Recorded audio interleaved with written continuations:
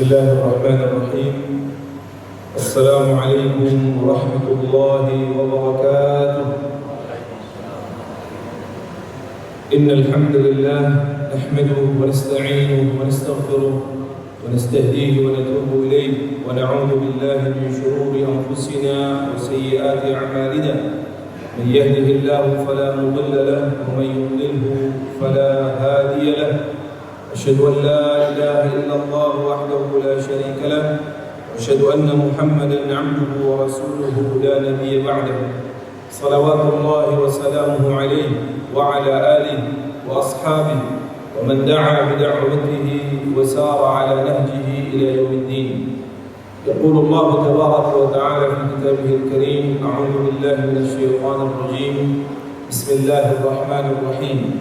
يا أيها الذين آمنوا اتقوا الله وقولوا قولا سديدا يصلح لكم أعمالكم ويغفر لكم ذنوبكم ومن يطع الله ورسوله فقد فاز فوزا عظيما. سبحانك لا علم لنا إلا ما علمتنا إنك أنت العليم الحكيم. اللهم علمنا ما ينفعنا وانفعنا بما علمتنا وزدنا علما يا رب العالمين. أما بعد. Khotbah iman, kaum muslimin dan muslimat, saudara-saudaraku jamaah salat zuhur yang semoga senantiasa dirahmati, diberkahi dan dimuliakan oleh Allah Subhanahu wa taala. Alhamdulillah, thumma alhamdulillah. Segala puji bagi Allah Subhanahu wa taala, Rabbul Izzati wal Jalal, yang atas limpahan nikmat, rahmat, karunia dan idin-Nya kembali kita bisa hadir di tempat yang mulia ini, di baitin min buyutillah, dalam rangka tentu saja yang pertama menunaikan kewajiban kita kepada Allah selaku hambanya, dan selanjutnya kita sejenak duduk untuk saling nasihat menasihati, menghilangkan ketidaktahuan kita pada urusan agama Allah, bertafaqquh fid din. Semoga apa yang kita lakukan pada khotbah iman diterima oleh Allah Subhanahu wa taala, dicatat sebagai amal saleh dan dijadikan sebagai wasilah dimasukkannya kita insyaallah ke dalam surganya. Amin amin ya rabbal alamin.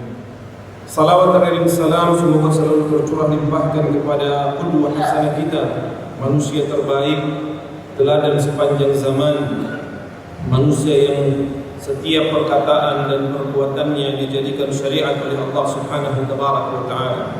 Nabi besar Muhammad sallallahu alaihi wasallam beserta para istri beliau, keluarga, sahabat, pengikutnya hingga akhir zaman insyaallah. Khotbah iman rahmatullah, kajian kita pada siang hari ini adalah melanjutkan silsilah dari hadis-hadis yang dituangkan oleh Al-Imam An-Nawawi rahimahullah taala dalam kitabnya Riyadhus Shalihin, yang pada pertemuan yang lalu kita sudah menyelesaikan hadis yang pertama dalam bab yang ketiga, yaitu bab as-sabr. Maka pada kesempatan kali ini kita akan melanjutkan pada hadis berikutnya, hadis yang kedua di dalam bab yang ketiga, yaitu bab as-sabr, atau dilihat dari pembahasan awalnya dia adalah hadis yang ke-26. Saya bacakan hadisnya yang beriman. Bismillahirrahmanirrahim. وقال المؤلف رحمه الله تعالى: نفعنا الله به وإياكم بما فيه من الآيات والذكر الحكيم.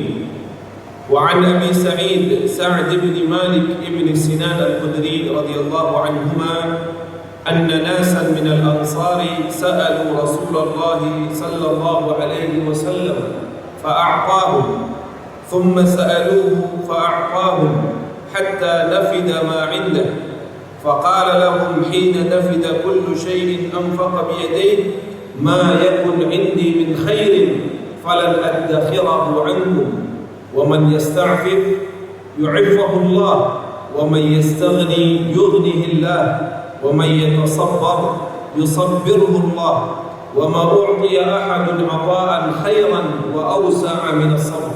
متفق عليه. Hadis ini khotbah rahmatullah, yang pertama adalah hadis yang sahih, diriwayatkan oleh Imam Bukhari dan Muslim, bahkan disepakati oleh keduanya, sehingga dia dilabeli dengan hadis yang sifatnya muttafaqun alaih, berada pada kesahihan yang teratas. Bisa kita dapati hadis ini dalam Sahih Al-Bukhari, yaitu Kitabuz Zakah, Babul Istighfar, hadis 1469, dan juga dalam Sahih Muslim, bab tentang fadlut ta'affufi was sabr, hadis nomor 1053. Hadis ini diriwayatkan oleh seorang sahabiyun jalil, seorang sahabat yang termasuk di antara sahabat-sahabat yang paling banyak meriwayatkan hadis dari Rasulullah sallallahu alaihi wasallam. Kata Imam Al-Dhahabi, sekitar 1170 hadis beliau riwayatkan dari Rasulullah sallallahu alaihi wasallam. Siapa nama beliau di Fathul Iman? Nama beliau lebih populer dengan panggilan atau sebutan Abu Sa'id Al-Khudri radhiyallahu anhu. Namun karena ini adalah hadis yang pertama yang disebutkan oleh Imam An-Nawawi, maka kebiasaan beliau akan menyampaikan nama sahabat tersebut ya secara utuh. Nama asli beliau yang kelima adalah Sa'ad ibnu Malik ibnu Sinan Al-Khudri radhiyallahu anhu. Jadi nama aslinya adalah Sa'ad, nama ayahnya adalah Malik ibnu Sinan. Dan disebutkan oleh Imam An-Nawawi, kedua-duanya merupakan sahabat Rasulullah radhiyallahu anhum. Ya, jadi baik Sa'ad maupun Malik bin Sinan, kedua-duanya adalah sahabat Rasulullah sallallahu alaihi wasallam. Sa'ad atau kemudian lebih populer namanya adalah Abu Sa'id Al-Khudri. Beliau dilahirkan di kota Yathrib atau kemudian dikenal kota Al-Madinah Al-Munawwarah di tahun yang sama dengan kelahiran sahabat yang pernah kita juga jelaskan biografinya, bernama Anas bin Malik radhiyallahu anhu, pada tahun yang sama, yaitu masih ingat Pak tahun berapa Anas bin Malik lahir?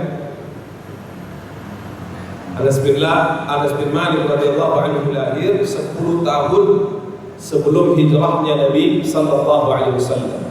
Dan di tahun itu pula juga lahir sahabat yang bernama Sa'ad bin Malik ibn Sinan, atau kita lebih mengenalnya dengan Abu Sa'id Al-Khudri radhiyallahu anhu. Beliau berasal dari satu kabilah, yaitu Auf bin Ansar, satu kabilah besar yang bisa disebut sebagai keturunan pembesarnya orang-orang yang ada di Yathrib pada saat itu. Ya, Malik ibn Sinan adalah salah seorang tokoh dari kalangan Ansar atau dari kalangan kota Yathrib pada saat itu.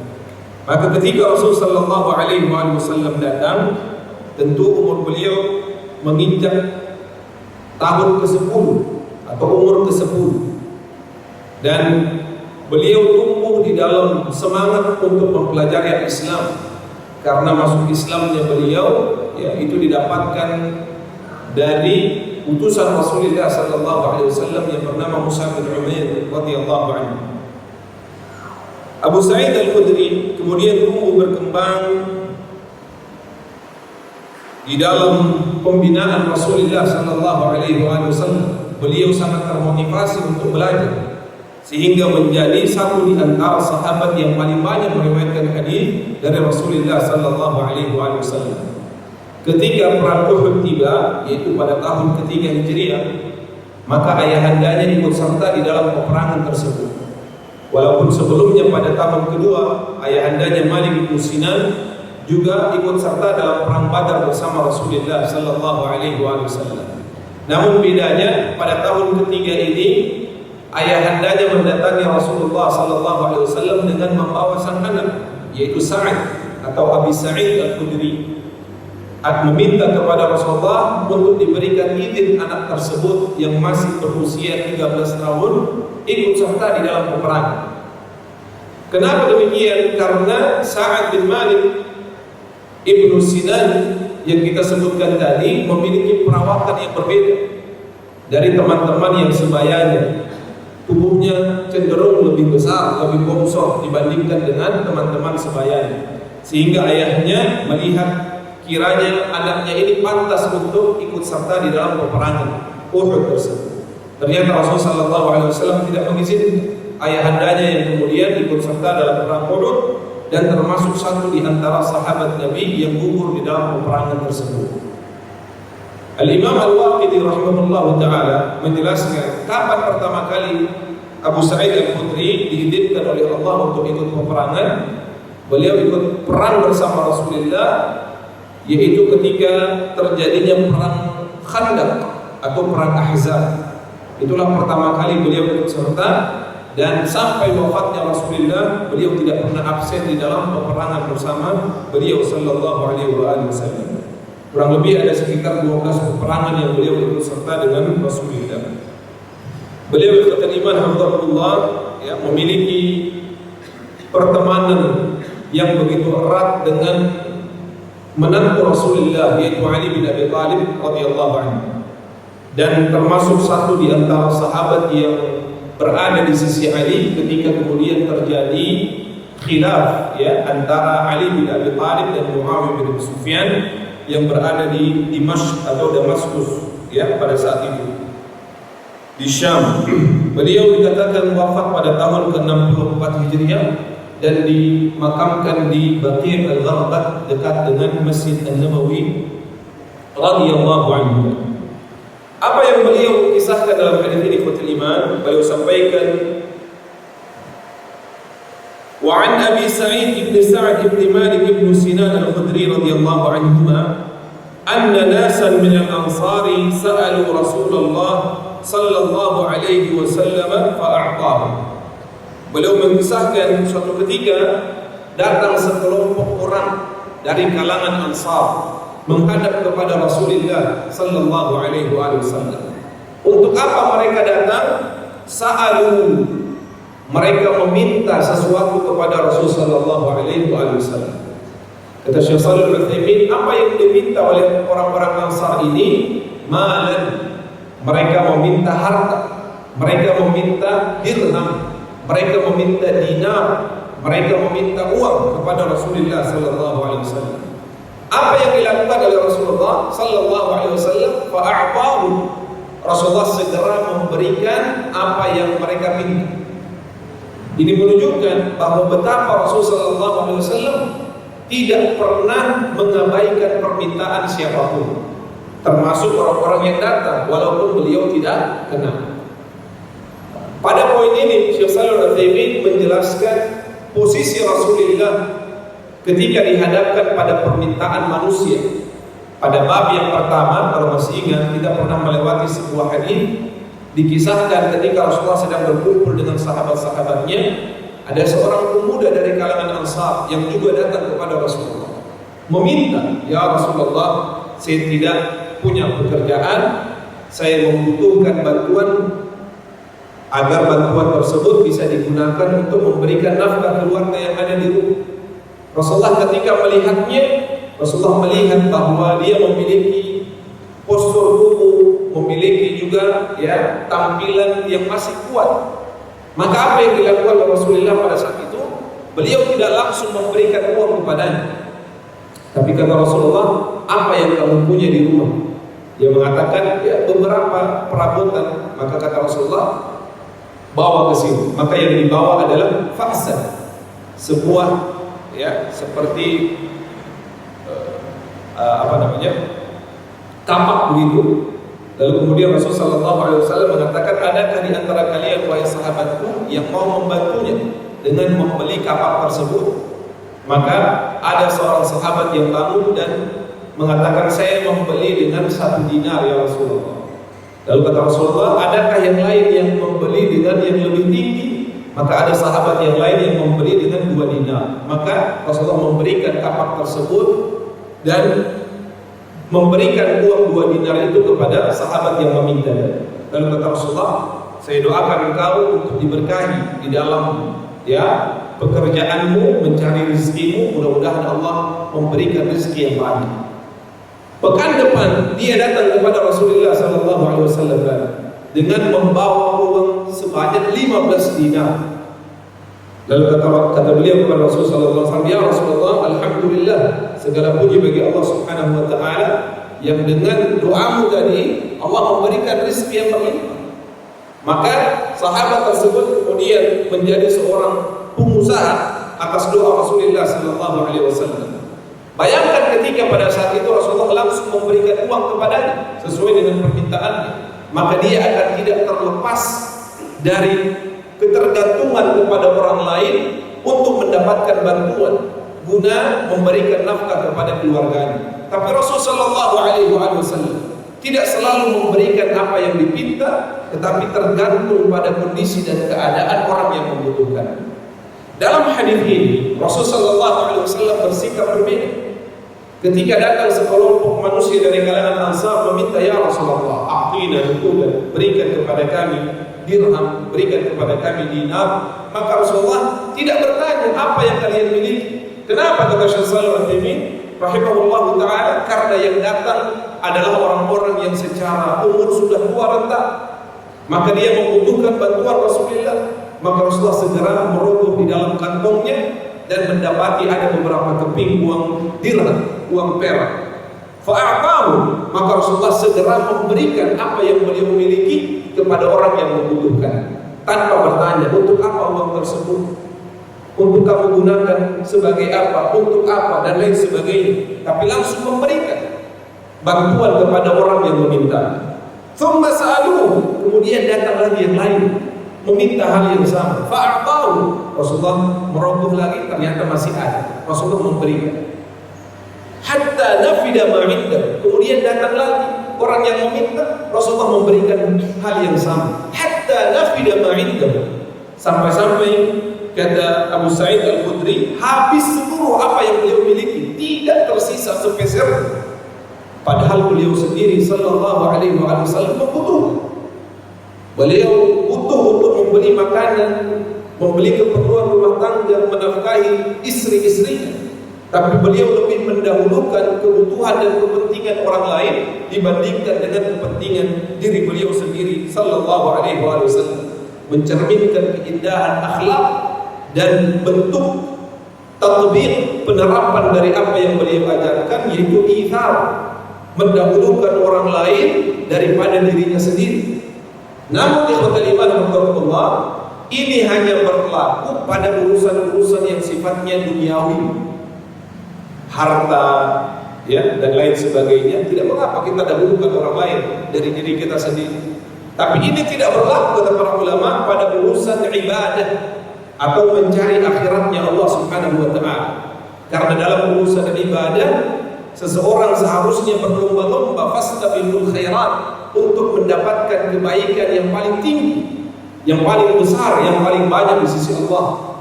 Maka untuk hadir di saf yang pertama, seseorang seharusnya berlomba-lomba untuk mendapatkannya. Maka salah ketika dia mempersilahkan orang lain untuk mendapatkan saf yang pertama. Kenapa? Karena ini adalah pada urusan al-ibadah kepada Allah Subhanahu wa ta'ala. Bangunnya, melakukan qiyamul lail harus yang paling pertama.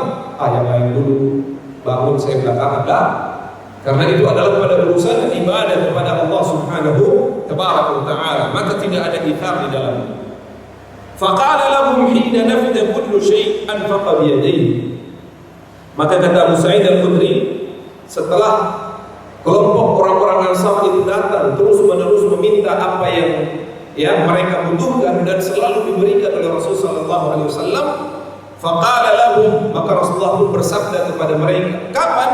Hina nafida kullu syai'in anfaqa bi yadayhi, ketika seluruh apa yang beliau miliki itu habis, telah beliau infakkan dengan kedua tangannya sendiri. Makanya kata Imam Rasulullah, Ummul Mukminin Aisyah radhiyallahu anha menjelaskan bagaimana Rasulullah sallallahu alaihi wasallam itu memberikan seluruh apa yang beliau miliki. Beliau infakkan, beliau sedekahkan, walaupun beliau sendiri membutuhkan. Suatu ketika Rasulullah SAW pulang dan beliau mendapati di bawah bantalnya masih tersisa sekeping uang dirham. Maka kata Aisyah radhiyallahu anha, saya mengira beliau akan meletakkannya di tempat yang lain untuk diinfakkan keesokan hari. Tapi tidak. Ternyata Rasulullah SAW segera mengambil sekeping uang perak tersebut dan beliau bawa keluar rumahnya dan memberikan kepada orang yang membutuhkan pada saat itu juga.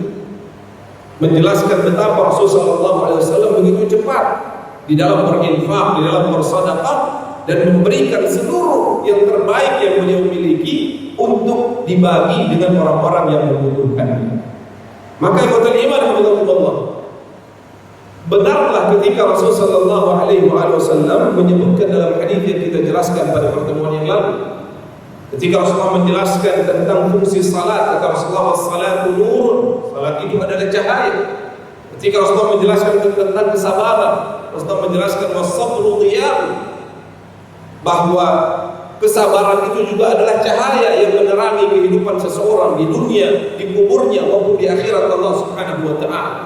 Namun ada sisi yang lain yang Rasulullah sampaikan, was-sadaqatu burhan, dan sesungguhnya sedekah itu adalah petunjuk, adalah bukti keimanan seorang hamba kepada Allah Subhanahu wa taala. Kenapa sedekah itu bisa menjadi bukti, bisa menjadi burhan?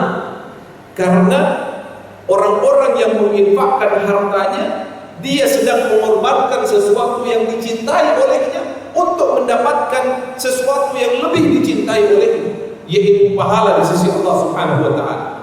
Tidak mungkin seseorang mau berinfak kecuali dia tahu bahwa apa yang akan dia dapatkan itu jauh lebih besar, sehingga dia mampu untuk mengorbankan apa yang dia senangi, dia cintai, dia inginkan, yaitu harta. Namun dia mengalahkan kecintaan kepada harta guna mendapatkan keridhaan Allah Subhanahu wa taala. Sehingga kata Rasulullah, sedekah itu merupakan bukti. Bukti apa? Bukti cinta seorang hamba kepada Rabbnya, bukti keimanan seorang hamba kepada Rabbnya. Dan ini adalah bagian dari apa yang dicontohkan secara langsung oleh Rasulullah sallallahu alaihi wasallam.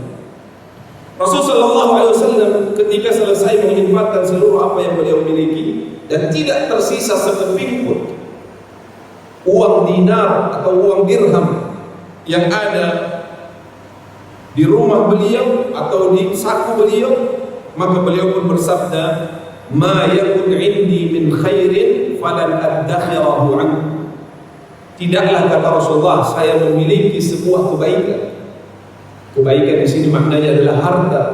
Apa-apa yang kemudian diinginkan oleh seorang manusia, falan addakhirahu 'anhu, dan saya menyembunyikannya dari kalian. Tidak mungkin, kata Rasulullah. Setiap saya memiliki harta, kalian datang memintanya, tidak mungkin saya menyimpannya. Maknanya apa? Pasti Rasulullah sallallahu alaihi wasallam memberikan kepada orang-orang yang membutuhkan. Kenapa ya iman? Karena tidaklah orang tersebut meminta kecuali dia sedang menahan atau tidak mampu menahan gejolak yang sedang terjadi pada dirinya, sehingga dia merelakan kehormatannya itu hilang untuk meminta apa yang dia butuhkan.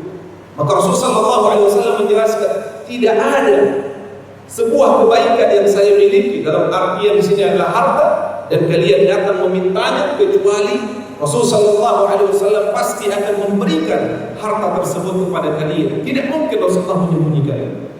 Setelah itu, kata Syekh Shalih Al-Utsaimin, ini menunjukkan ketika Rasulullah sudah habis tidak memiliki apa-apa lagi, ternyata masih ada yang datang meminta kepada Rasulullah. Maka untuk menenangkan mereka, Rasulullah menjelaskan hadis ini, bahwa tidak mungkin seorang Nabi, seorang Rasulullah sallallahu alaihi wasallam menyimpan hartanya, sedangkan umatnya itu meminta dari beliau sallallahu alaihi wasallam, walaupun beliau sedang membutuhkan. Maka tidak mungkin ketika saya katakan sudah tidak ada lagi, itu benar-benar sudah tidak ada, kata Rasulullah. Karena tidak mungkin Rasulullah menyembunyikan harta untuk tidak diberikan kepada orang yang membutuhkan. Setelah itu, kata iman, Rasul sallallahu alaihi wasallam menasihati sahabat-sahabat yang hadir, baik sahabat Rasulullah, di antaranya Abu Sa'id Al-Khudri yang memperhatikan tingkah laku dari sahabat-sahabat dari kalangan Ansar, maupun mereka orang-orang Ansar yang datang meminta kepada Rasulullah. Apa nasihat Rasulullah? Wa may yasta'fif yu'iffahullah, dan barang siapa yang menjaga kehormatannya, niscaya Allah Subhanahu wa taala akan mensucikan dirinya, memberikan iffah kepada dirinya. Artinya adalah ikhwatul iman rahimakumullah, ketika seseorang membutuhkan sesuatu, namun karena begitu cintanya dia untuk menjaga kehormatannya, walaupun dia merasa lapar, dia tidak mau meminta kepada orang lain, maka pada saat itu Allah Subhanahu wa taala akan mensucikan diri. Allah Subhanahu wa taala akan meninggikan derajatnya. Allah Subhanahu wa taala akan meninggikan kedudukannya. Kenapa? Karena dia menjaga iffahnya, tidak meminta kepada orang lain walaupun dia sedang membutuhkan, untuk menjaga kehormatan tersebut. Sehingga seseorang tidak dipermasalahkan dalam Islam untuk meminta, tetapi Allah Subhanahu wa taala, kata Rasulullah, akan memberikan derajat yang jauh lebih tinggi kepada orang-orang yang tidak meminta walaupun dia membutuhkan. Kenapa yang kelima? Karena dia menjaga kehormatannya. Dia tidak mau meminta kecuali kepada Allah Subhanahu wa taala. Maka pada saat itu Allah Subhanahu wa taala akan memberikan iffah, memberikan kemuliaan, kesucian pada dirinya, dan ditinggikan derajatnya oleh Allah Subhanahu wa taala. Pertanyaannya yang kelima, lalu bagaimana ketika seseorang membutuhkan sesuatu sedangkan dia dianjurkan lebih afdalnya tidak meminta? Apa yang harus dia lakukan? Minta kepada Allah Subhanahu wa taala.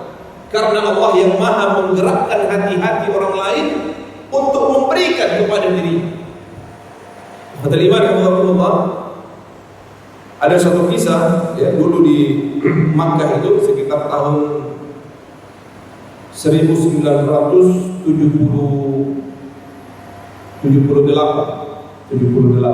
ya. Saya dapat kisah ini dari guru saya. Beliau mengatakan dulu ada seorang mahasiswa di Jami'ah Ummul Qura di Makkah Al-Mukarramah, itu kemudian membutuhkan biaya yang tidak sedikit karena dia membawa istrinya, dan pada saat itu negara Saudi Arabia belum memberikan, ya, asrama untuk keluarga yang dibawa dan seterusnya. Lalu kemudian Ikhwatul Iman hampir putus asa seorang talib ini. Lalu dia duduk di depan Ka'bah itu seraya mengadu nasibnya kepada Allah Subhanahu wa taala. Dia tidak meminta kepada siapapun, padahal seandainya dia meminta tolong kepada teman-temannya mungkin akan dibantu. Tapi dia tetap menjaga untuk tidak meminta walaupun sedang membutuhkan. Maka apa yang dia lakukan, talib ini, dia meminta kepada Allah Subhanahu wa taala. Ya Allah, ashku bathi wa huzni ilaik. Saya mengadukan, ya, keadaan saya, kesedihan saya, keperluan saya kepadamu ya Allah. Walaupun tanpa saya adukan, Engkau mengetahui keadaan saya ya Allah. Ya, berdoa kepada Allah Subhanahu wa taala, meminta untuk diberikan jalan keluar. Tiba-tiba Allah, ya, beberapa saat, ya, tidak sampai 1 jam, dia sedang membaca Quran sambil kemudian bertawassul dengan bacaan Quran tersebut, memohon kepada Allah agar kiranya Allah memberikan kelapangan pada rezekinya. Tiba-tiba temannya itu sedang masuk ke Masjidil Haram, sedang melakukan tawaf sunnah, lalu melihatnya, ya, sedang baca Quran, lalu dihampiri, ditanya. Ternyata temannya ini adalah masih keluarga dengan, ya, salah satu pangeran yang ada di Arab Saudi. Lalu ditanya, kamu kenapa? Ya, saya lihat di kampus juga tidak biasanya kamu fokus belajar, tapi beberapa hari ini tidak fokus. Kenapa? Nah, karena ditanya maka diungkapkanlah, ya, saya bawa istri begini dan seterusnya. Sedangkan harus menyewa flat, menyewa apartemen, istri saya juga sedang mengandung, bagaimana proses kelahirannya dan sebagainya. Hanya menyampaikan kesedihan. Dan setelah itu ditanya, rumah kamu di mana? Di sana. Lalu kemudian dia katakan, saya izin sebentar, setengah jam saya kembali lagi ke sini. Setelah setengah jam dia datang, kemudian dimintakan untuk diantar. Setelah diantar ditunjukkan, saya tinggal di sini. Setelah itu kata temannya ini, ya, mulai besok kamu pindah ke bangunan yang ada di depan Masjidil Haram itu. Ya. Setelah itu dibawa, sudah disediakan makanan selama 1 bulan di situ, ya, dikasih tempat tidur yang enak, tempat tinggal yang dekat dengan Masjidil Haram. Siapa yang memberikan itu, saudara? Allah Subhanahu wa taala. Apakah dia meminta kepada temannya? Jawabannya tidak. Kepada siapa dia meminta? Kepada Allah Subhanahu wa taala. Maka Allah yang Ghani, yang Maha Kaya, Allah Subhanahu wa Ta'ala yang Maha Kuasa, Maha mampu menggerakkan hati-hati manusia. Maka ketika dia meminta kepada Allah, dia sedang menyandarkan seluruh keperluan hidupnya kepada yang Maha Memberi, yang Maha mampu memberikan segala sesuatu yang dia inginkan, Allah Subhanahu wa Ta'ala. Maka dia mendapatkan kemuliaan, dua kemuliaan sekaligus. Yang pertama, kehormatannya tetap terjaga di hadapan manusia, dan yang kedua, kedudukannya ditinggikan oleh Allah karena kedekatannya, kebergantungannya kepada Allah Subhanahu wa Ta'ala. Selanjutnya kata Rasulullah, wa may yastaghni yughnihillah. Dan barang siapa yang merasa cukup atas pemberian Allah Subhanahu wa Ta'ala, Allah akan memberikan kecukupan tersebut, kekayaan tersebut di dalam hati. Karena sejatinya itu iman, kata Rasulullah, kekayaan sejati itu bukan pada harta letaknya, tapi kekayaan sejati itu letaknya pada hati seorang manusia. Banyak orang yang kemudian hartanya begitu luar biasa, mobilnya 10, 12 dikoleksi, ya, rumahnya di mana-mana besar mentereng, tapi tidak ada rasa kecukupan dalam hati, enggan untuk memberi dan berbagi kepada siapapun, karena merasa ketika dia berbagi akan berkurang harta. Maka kata Rasulullah SAW, sesungguhnya kekayaan yang sejati itu adalah ghina nafs, kekayaan yang berada pada jiwa seseorang, pada hati seseorang. Makanya kata Imam Syafi'i rahimahullah ta'ala, ya, wa man kana dha qalbin qanu' fa anta wa malikud dunya sawa. Apabila seorang manusia itu memiliki hati yang cukup, merasa cukup atas pemberian Allah Subhanahu wa Ta'ala, walaupun sedikit menurut pandangan manusia, tapi yang sedikit tersebut dia bersyukur kepada Allah, merasa cukup, alhamdulillah ya Allah, apa yang Kau telah berikan hari ini, ya. Makanya kata Rasulullah SAW dalam sebuah hadis, barang siapa di pagi harinya itu diberikan kesehatan oleh Allah Subhanahu wa Ta'ala, diberikan kecukupan, tidak perlu yang banyak sampai tahun berikutnya, cukup dia memiliki makanan yang bisa dia santap di hari tersebut, maka sesungguhnya Allah Subhanahu wa Ta'ala telah memberikan dunia kepada dirinya. Sehingga kata Imam Syafi'i rahimahullah ta'ala, kebahagiaan itu tidak terletak sekali lagi pada banyaknya mata, pada banyaknya harta, perabotan, perhiasan, uang, dan lain sebagainya, tapi dia berada pada kekayaan hati pada diri seorang manusia. Maka kata beliau, apabila engkau memiliki kekayaan hati, kecukupan hati, sifat qanaah dalam hatimu, maka sesungguhnya kedudukanmu itu sama, bahkan lebih tinggi dari kedudukan seorang raja. Karena raja, walaupun dia banyak harta, tapi tidak merasa cukup dengan apa yang dia miliki, hidupnya akan terasa sempit.